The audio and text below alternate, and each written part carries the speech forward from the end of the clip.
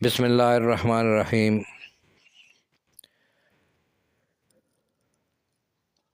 سلسلہ اسماء حسنہ اللہ تعالیٰ کے 99 پیارے ناموں کی تشریح بیان چل رہا ہے، اور آج کا جو موضوع ہے وہ ہے المصور جل جلالہ، المصور صورت بنانے والا۔ اس اسم مبارک کے تحت ایک تعریف ذکر کی جاتی ہے، المصور هو الذی انشأ خلقہ علی صور مختلف لتعارفوا بها فقال وصورکم احسن صورکم۔ ترجمہ علامہ خطابی رحمۃ اللہ علیہ فرماتے ہیں، المصور جل جلالہ وہ ذات ہے جس نے اپنی مخلوق کو مختلف صورتوں پر پیدا کیا تاکہ وہ اس کے ذریعے سے ایک دوسرے کو پہچان سکیں۔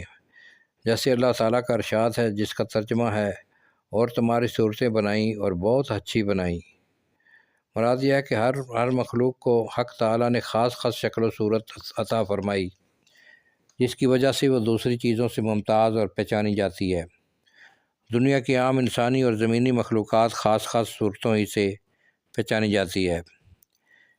پھر ان میں انواع اصناف کی تقسیم اور ہر نوع صنف کی جداگانہ ممتاز شکل و صورت، اور ایک ہی نوع انسانی میں مرد اور عورت کی شکل و صورت کا فرق، پھر سب مردوں اور سب عورتوں کی شکلوں میں باہم ایسے اختلاف کہ اربوں خربوں انسان دنیا میں پیدا ہوئے، ایک کی صورت بالکل یا دوسرے سے نہیں ملتی کہ امتیاز نہ ہو سکے۔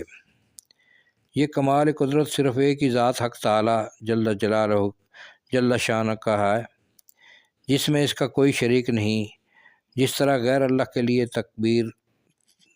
تکبر جائز نہیں کہ کبریائی صرف اللہ جل شانہ کی صفت ہے، اسی طرح جانداروں کی تصویر سازی بھی غیر اللہ کے لیے یہ جائز نہیں، کیونکہ وہ بھی اللہ تعالیٰ کی مخصوص صفت میں شرکت کا عملی دعویٰ ہے۔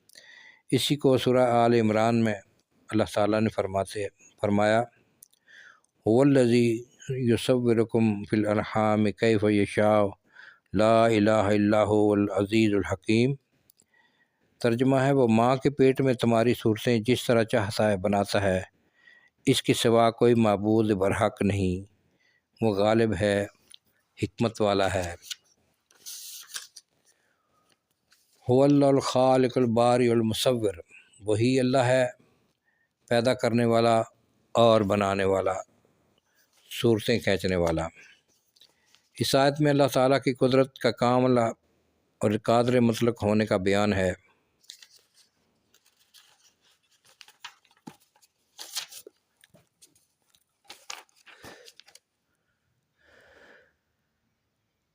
کہ اس نے انسان کو بطن مادر کی 3 اندھیروں میں کس حکمت بالغہ کے ساتھ بنایا، اور ان کی صورتوں اور رنگوں میں وہ صنعت کاری فرمائی کہ اربوں انسانوں میں ایک کی صورت دوسرے سے ایسی نہیں ملتی کہ امتیاز نہ رہے۔ اس علم محیط اور قدرت کاملہ کا عقلی تقاضا یہ ہے کہ عبادت صرف اسی کی جائے اور دعا صرف اسی سے مانگی جائے، اس کے سوا سب کے سب علم و قدرت میں یہ مقام نہیں رکھتے، اس لیے وہ لائق عبادت نہیں۔ المصور جل جلالہ کی قدرت کو سورہ زمر میں اس طرح فرمایا، یخلقکم فی بطون امہاتکم خلقا من بعد خلق فی ظلمات ثلاثہ۔ ترجمہ ہے، وہ تمہیں تمہاری ماؤں کے پیٹوں میں ایک بناوٹ کے بعد دوسری بناوٹ پر بناتا ہے، 3 اندھیروں میں۔ اللہ تعالیٰ نے اپنے علم و حکمت کے مطابق کمال قدرت سے جیسا اور جس طرح چاہا ماں کے پیٹ میں تمہارا نقشہ بنایا، مذکر مؤنث خوبصورت بدصورت جیسا کرنا تھا کر دیا۔ ایک پانی کے قطرے کو کتنی پلٹیاں دے کر آدمی کی صورت عطا فرمائی، جس کی قدرت و صفت کا یہ حال ہے، کیا اس کے علم میں کوئی کمی ہو سکتی ہے؟ اس آیت میں قدرت خداوندی کے ان رموز و اسرار کی کچھ نشاندہی کی گئی ہے جو انسان کی تخلیق میں کار فرما ہے۔